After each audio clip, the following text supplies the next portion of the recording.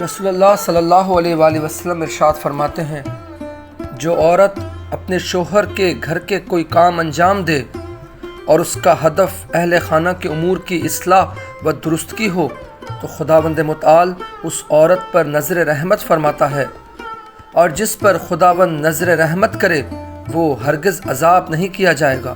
امام خمینی کی زوجہ محترمہ بیان کرتی ہیں کہ امام خمینی میرا بہت زیادہ احترام کرتے تھے اور اجازت نہیں دیتے تھے کہ میں گھر میں کوئی کام کروں۔